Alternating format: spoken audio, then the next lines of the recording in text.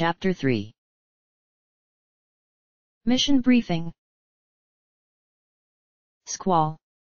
Quistis frowned at him as the two of them walked down the long road that led to the front gates of the garden. They were well out of the forest now and could relax. The road between Balam and Balam Garden was guarded by seats between missions. Mostly it was to protect citizens from Balam who wanted to visit the school or for potential seed clients. And because of that precaution, it was rare to be attacked on the roads. They could relax, stretch a bit and walk off the workout of fighting through to the fire cavern and back out again. Yes.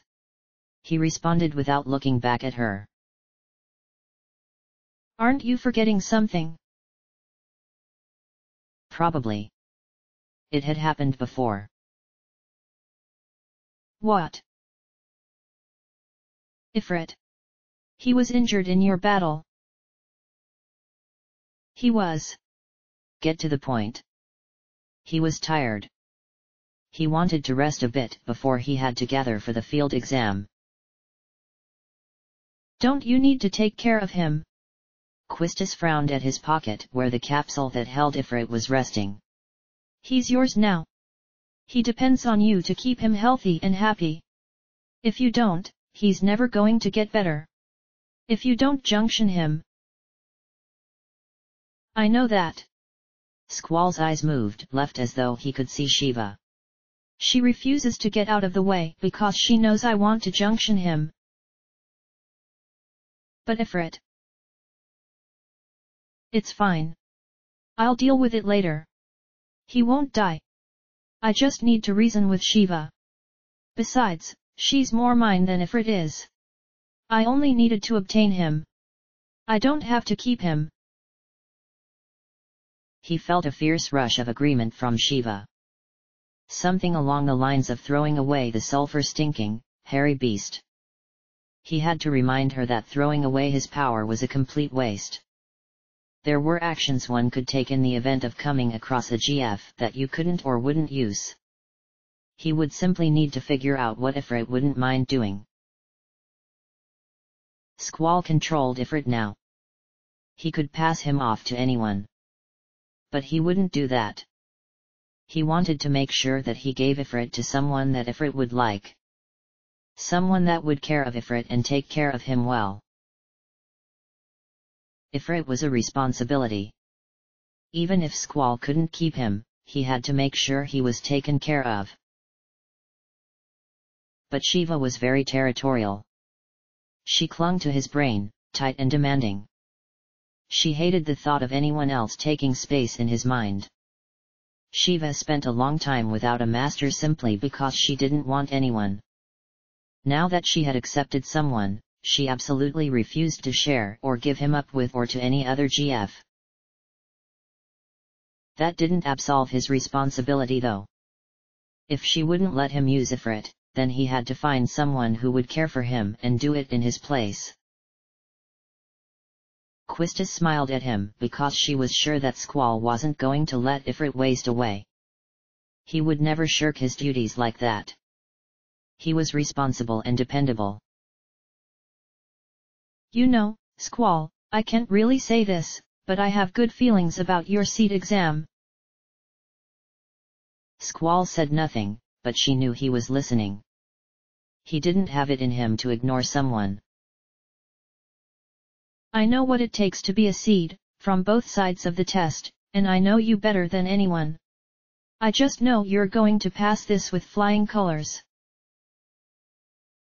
Squall's eyes moved over as if to look at her. He wasn't sure what to say about that. At Shiva's insistence that it was correct, he decided a thank you would suffice. Thanks. Quistis beamed as they came under the shadow of the garden gate. Excellent work today, Squall, she praised as they came to a halt. I have to go give my report on your performance, but you can rest assured that it's a good one. You've still got time, so you can rest up if you want. Just don't be late.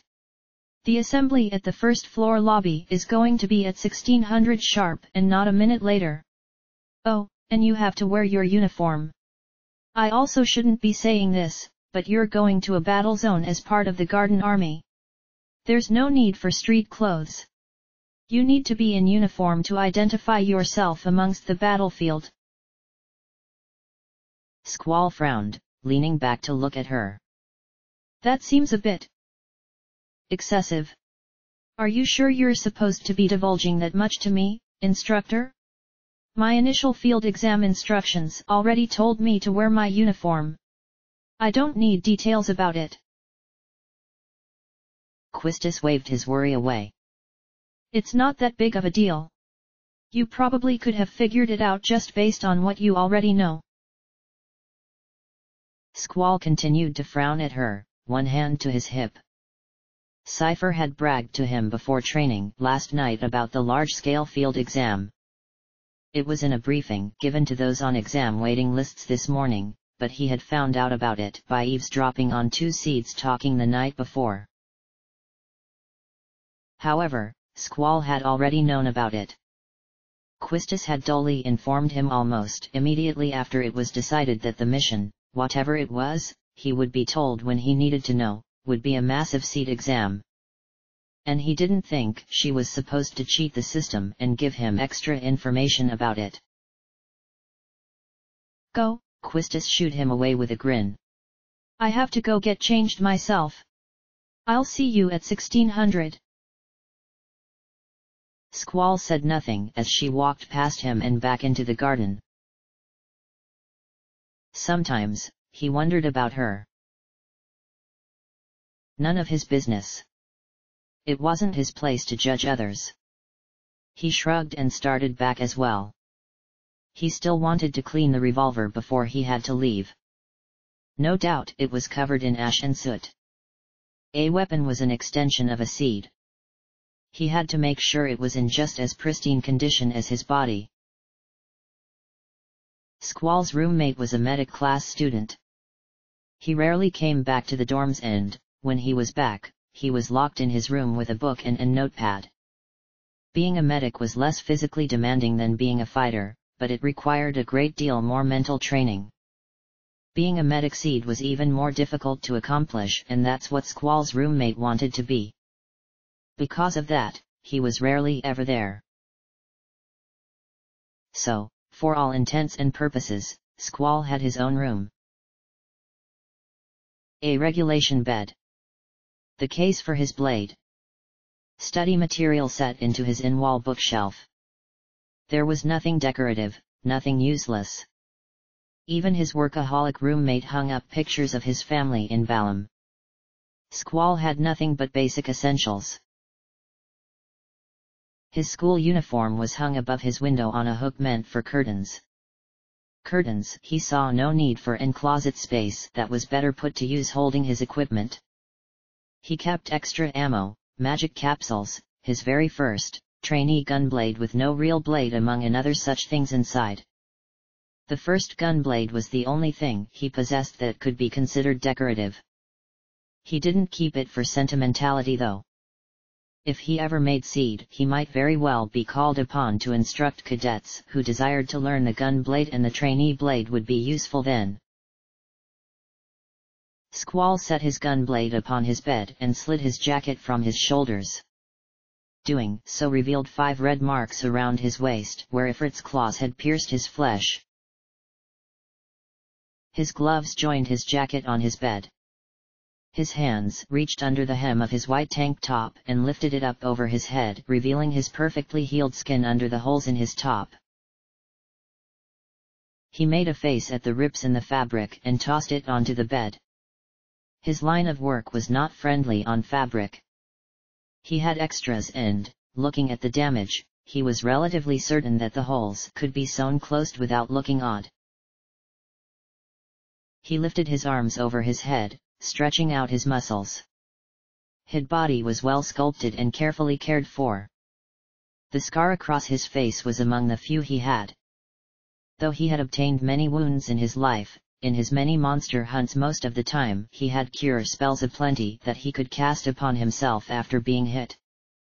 The few scars he did have had happened before he had mastered magic or when he had run out of spells and needed to wait to see Dr. Katowaki. His street clothes would need to be washed. First though, he needed to be washed. Squall grabbed his uniform from the wall and the drawer of his bedside table and left his chambers.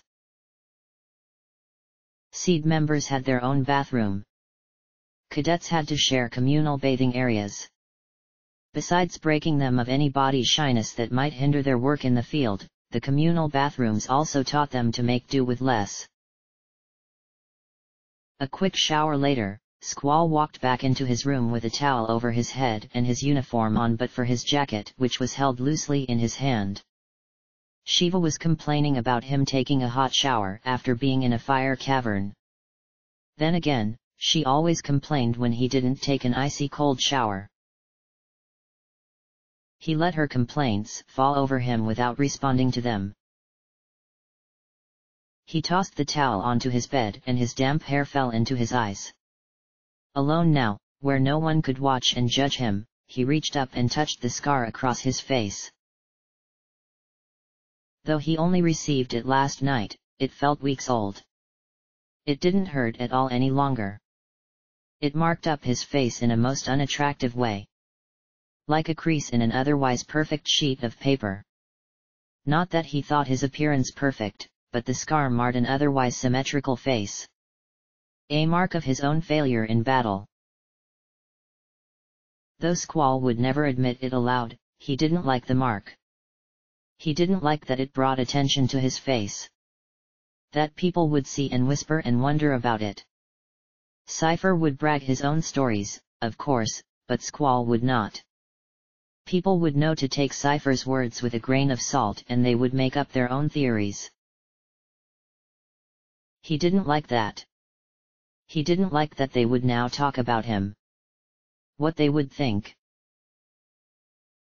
He didn't realize until he felt a rush of comforting emotions from Shiva that she had stopped complaining and was now listening in on his thoughts.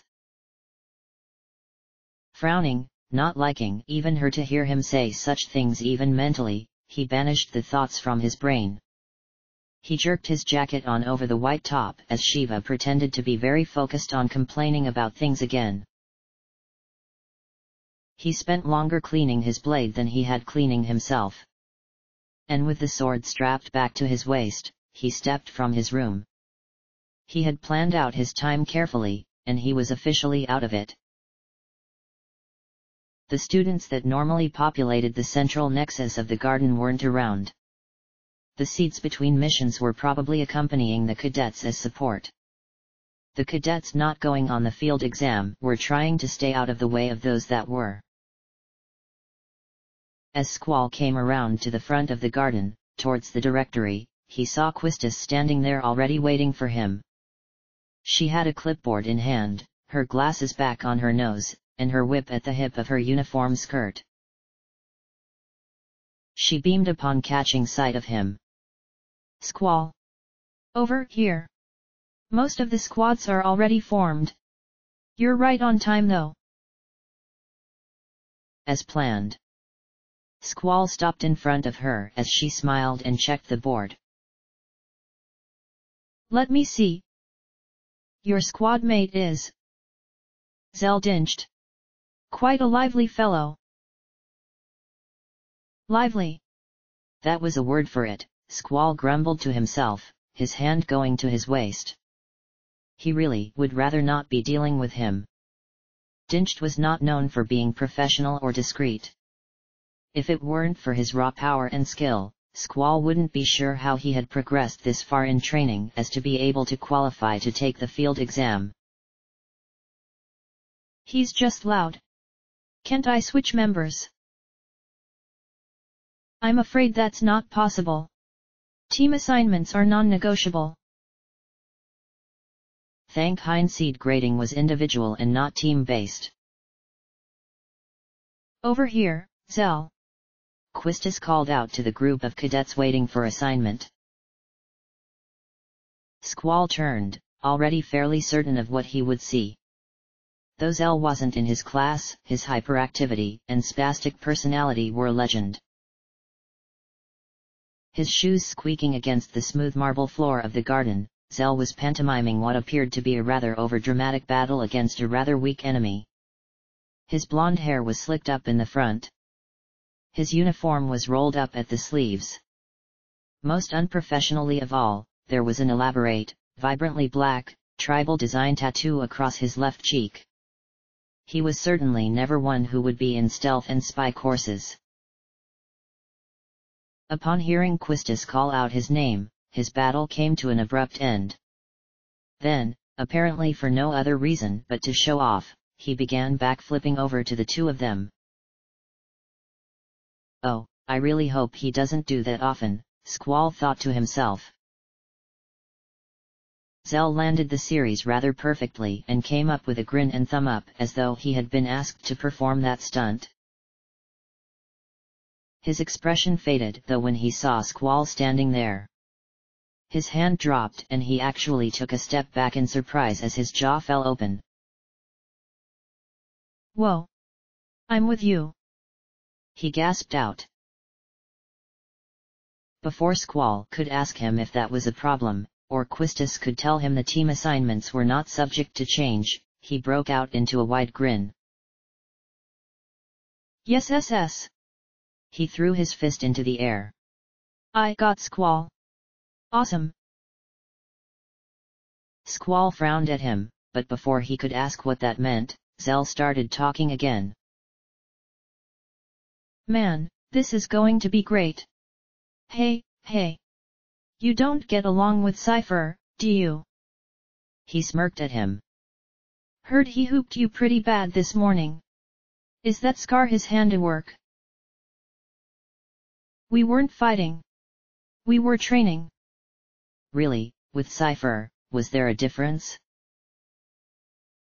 Zell snorted with a smirk. I bet you he doesn't think so. Look, Cypher's just being a pain in the ass. All you have to do is ignore him. Why was everyone telling him that lately?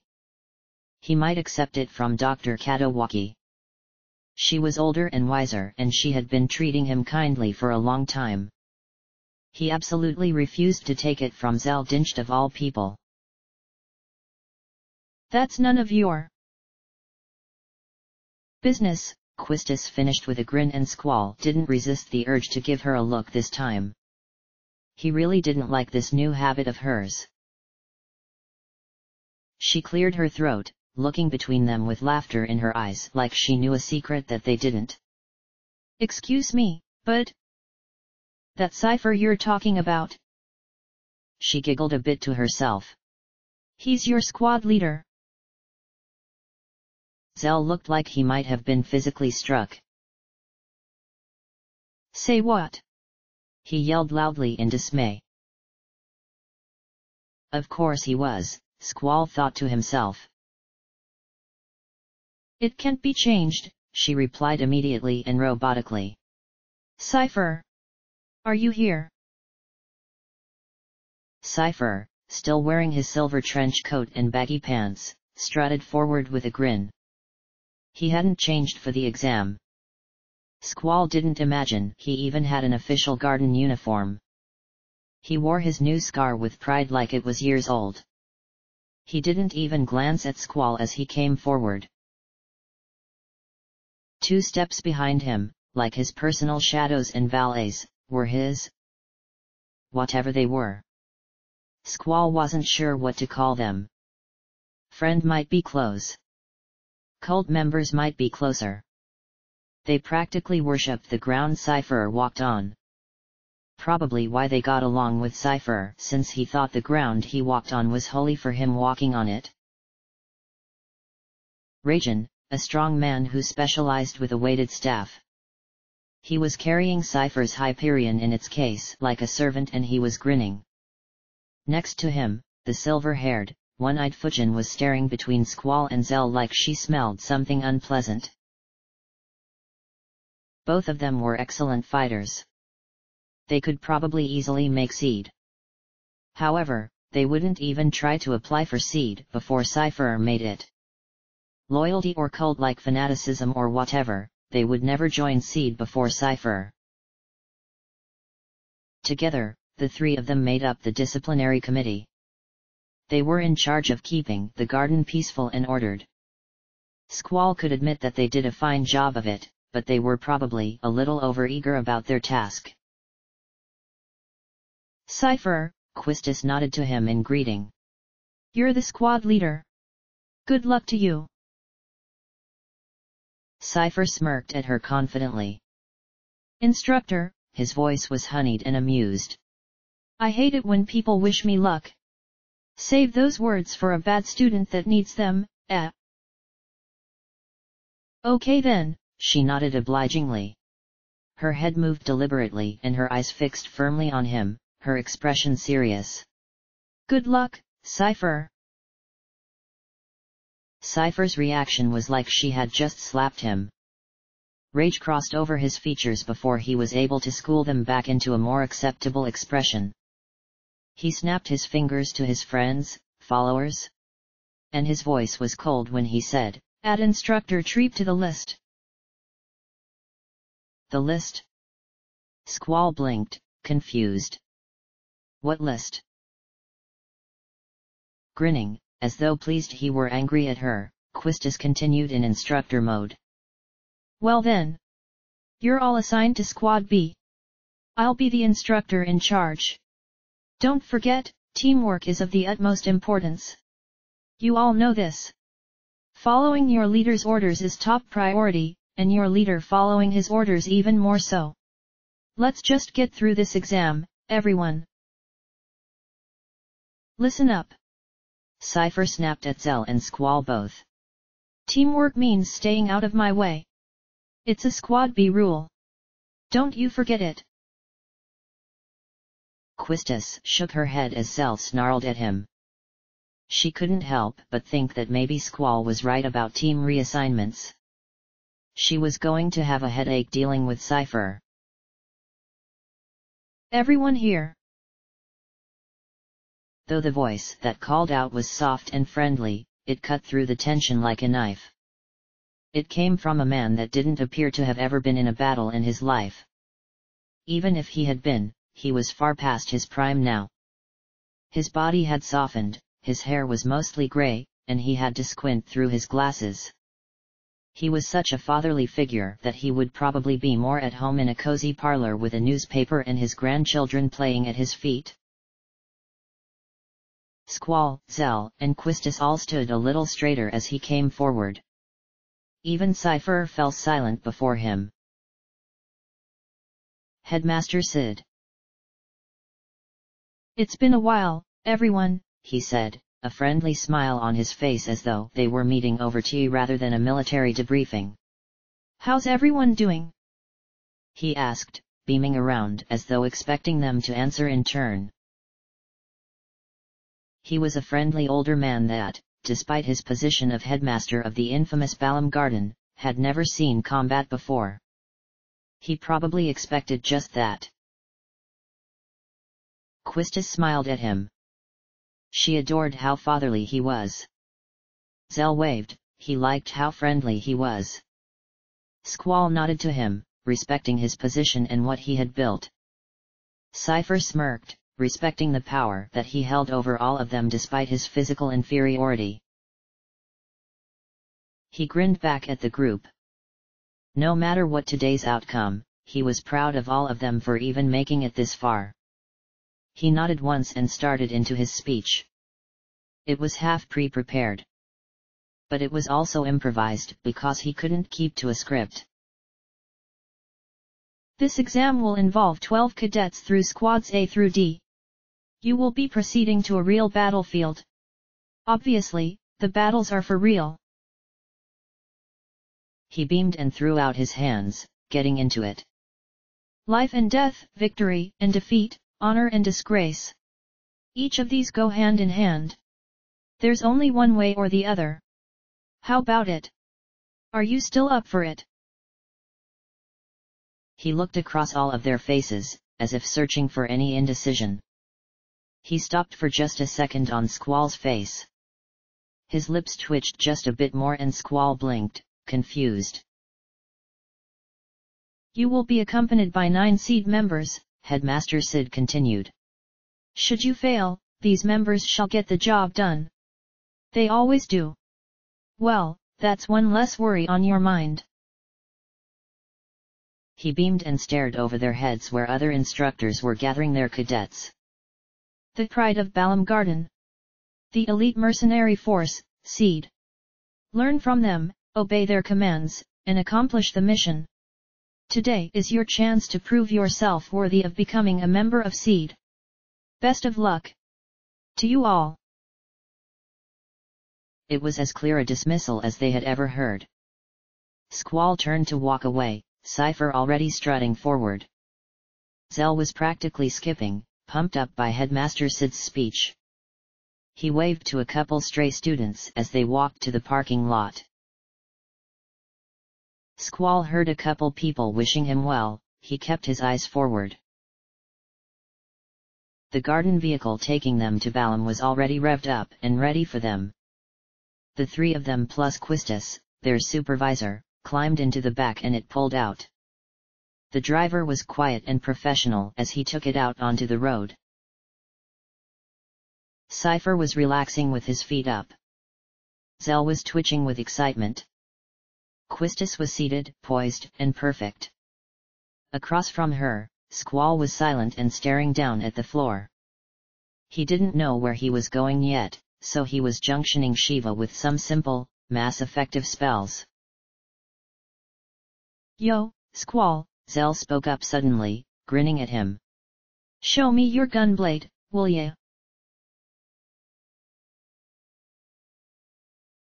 Zell frowned at his silence. Come on, man. He lifted his hands and held them together, begging. Just a peek. Tch, fine, he grumbled, turning away from him. Yeah. He sighed. Man, why you bein' so selfish? Scrow-o-og. Why was Zell talking to him? Didn't he know that extraneous talking resulted in point deductions for this exam? They were supposed to be being professional and... He just realized who he was talking about. Say something, will ya? Zell shook his head as though Squall's silence was baffling. What's on your mind? Really, he should give him something just to silence him before he talked himself into failing this exam. Nothing, Quistis said with him, snickering to herself.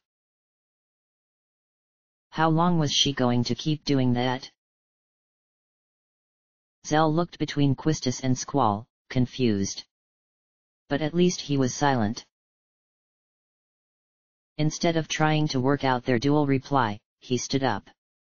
He needed to work off some of this nervous energy. He was about to take the biggest test of his life. How was he supposed to be remaining calm and stoic?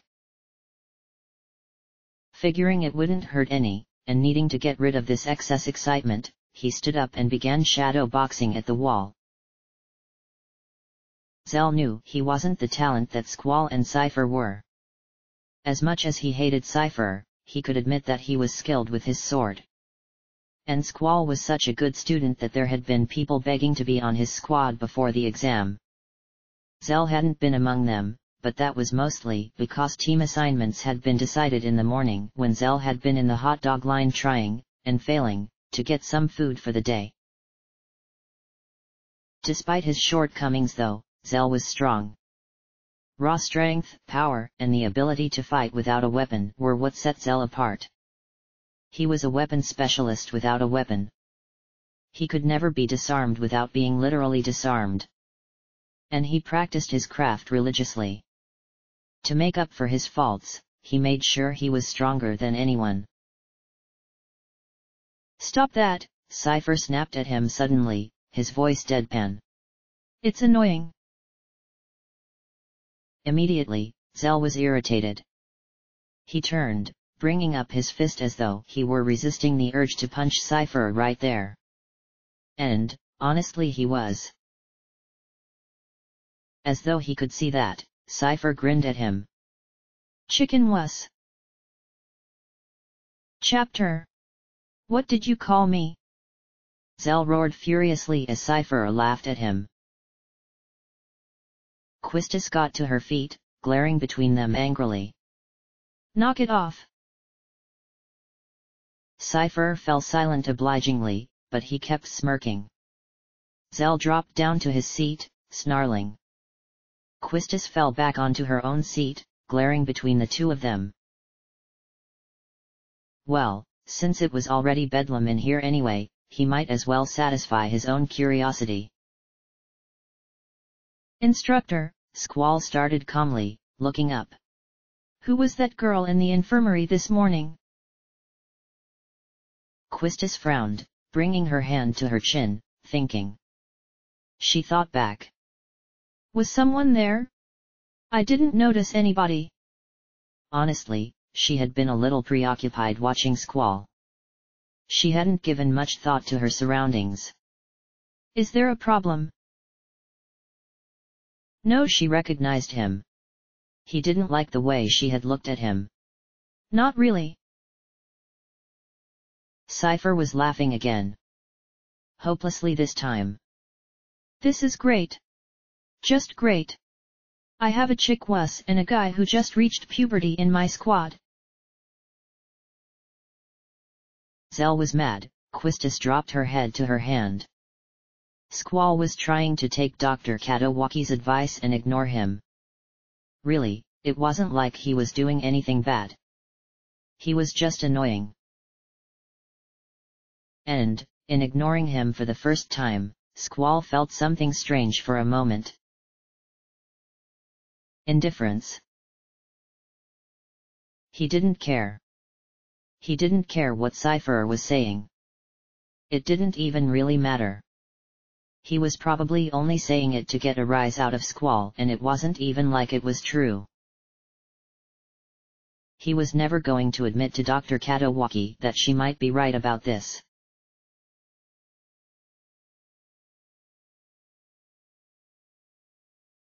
The port town of Balam was an incredibly peaceful place. It might be the comforting presence of the ocean. It might be that it was a small town and the people were just simply that nice. It might also be that the proximity to Balam Garden meant that no one was willing to risk Seed coming out to break up any trouble. Either way, it was a serene sort of place. In driving through it, Squall could see the happy, curious people out of the window like he was seeing into a different world. What completely different lives he and they lived. He wondered if theirs was as boring as it looked through the window. The car drove to the pier, having followed the other vehicles. It pulled to a halt and Squall, closest to the door, was the first out. The salty breeze coming off of the ocean hit his face. There was a squad of Seed members standing at the pier, before the open door of the water speeder. That's the vessel? Squall asked, his eyes moving out to the horizon where the other speeders were already rushing off to their destination. He didn't imagine that their mass field exam would be in Balam, but he thought they might be taking a train. If they were going by sea, then there was really only one likely place they would be heading. Ain't no turning back now. Behind Squall, Cypher stepped out of the vehicle. He took a deep breath of the sea air and his eyes lit up with the thrill of the coming battle. He looked over to Squall and grinned. You scared, too? Scared? No. Not really. Focused was a better word. He didn't want to think about it. Hey! One of the seats jogged their direction and waved them forward. You guys are the last. Hurry up and get in. Don't disappoint me now. Cypher laughed like they were friends. He smacked Squall against the shoulder as he ran off to board the vessel. And what did that mean? Squall just didn't understand people. Come on, move it. Quistis ordered as she ran to join her squad. Hurry, Squall! Squall chased after her and Zell. He ran past the seats gathered and down into the water speeder. He cleared the doorway and it closed behind him not a second later. The driver of this vehicle, ready to go, pulled off immediately and they rushed off into the water. Squall had barely sat down when another SEED member walked down into the passenger compartment. Sue was a legend in the garden. The oldest SEED that remained at the garden, talented and experienced beyond compare, and with unquestioned loyalty. Sue was a bit of a mystery. She no longer went on field assignments. She worked most closely with the headmaster himself. She trained cadets and oversaw the missions going on all over the world. No one knew what weapon she used, though the fanciful-minded members of Garden liked to say she could kill a man with a look. Squall didn't know anything about that. He did respect her abilities though, and, through the years, he had learned a great deal from her. As she stepped from the cockpit into the passenger compartment, Quistis stood and they saluted each other in greeting. Hi, Quistis, Sue greeted her like an old friend. Well, these are the members of Squad B, she motioned to the three cadets. Nice to meet you. Zell jumped up eagerly to greet her. Squall stood more calmly and saluted respectfully. Pleased to meet you. Sue nodded to him before her eyes moved around his body to where Cypher was relaxing quite at his leisure still in his seat. Cypher, she grinned at him sardonically, how many times has it been now? Oh, I just love these exams, he said grandly like it might actually be true. Squall resisted the urge to roll his eyes. Everyone knew that Cypher had been applying to join SEED ever since he reached the minimum application age of 15. It was also well known that he hadn't managed to pass a single one. SEED exam results weren't made public. The only one who got to see it was the cadet in question. And since Cypher would never admit to a fault, it was likely that no one would ever know the exact reason he had failed time after time. But his inability to submit to authority, his selfish recklessness, and act-first attitude probably did not help his score. Sue didn't have to resist the urge to roll her eyes at him. She gave up on trying to talk to him and walked past the seats to the screen at the front of the ship. I'll explain the current situation and the mission, she told them as she turned. Be seated. Our client for this mission is the Dalit Dukedom Parliament. As she spoke, a map of the country came up on the screen. It zoomed in on the city as she continued. A request for SEED was made 18 hours ago. Dalit has been under attack by the G Army since about 72 hours ago. 49 hours into the battle, Dalit abandoned their position in the inner city. Currently, they have retreated into the nearby mountains and are reorganizing their troops. That's the current status. It was unusual for a country to hire so many SEEDs as to form an army, even a backup one. Dalit wasn't exactly a rich country either. Thinking about it, that's probably why this was a mass field exam. Cadets on exam were hired out for a fraction of the price since they weren't full-fledged SEED members. The savings Dalit would have made in agreeing to it being an exam were probably staggering. Now on to the mission objective, Sue continued as the map changed and arrows defining the G Army, Dalit, and now Garden troops changed with it. According to our reports, the G Army is mopping up the Dalit troops in the mountain region. We're to make a landing at Lapin Beach. We're to eliminate the remaining G Army within the city and liberate it ASAP. Afterwards, SEED members will intercept any G Army force trying to make their way into the city from the mountain region. Seemed fairly straightforward, Squall thought to himself. So, what are we supposed to do? Cypher asked as though her debriefing was irritating. Seed candidates are to eliminate the G army inside the city, she essentially repeated. Sounds important, Zell declared, getting pumped for the assignment. Sounds boring, Cypher countered with a sneer. So, what you're saying is, we're going to be doing all the little dirty work. Zell made a face at him as Sue stared off at nothing. She sighed. Oh, it hardly needs to be said, but... She took a breath and resumed her professional tone. The order to withdraw takes priority. Do not forget. We're going to be arriving soon. Anticipate a battle as soon as we disembark. Just be prepared. That's all. Any questions, feel free to talk to Quistis. Zell and Quistis made way for her again so she could return to the cockpit. Probably trying to get away from Cypher. Squall couldn't blame her. Squall remained silent. He understood. And with Sue in the next room, he dared not ask another question of anyone. Quistis might not dock him points, but Sue definitely would. So, basically, Cypher translated when the cockpit door closed behind Sue, all you boys have to do is take orders from me. The captain. Quistis frowned at him and Squall wondered about his chances of even surviving this exam, much less passing it. Zell blew out a deep breath, shaking again from the excitement. It's my first real battle, he said aloud. I'm getting pretty nervous. Cypher smirked at him. Better not piss your pants.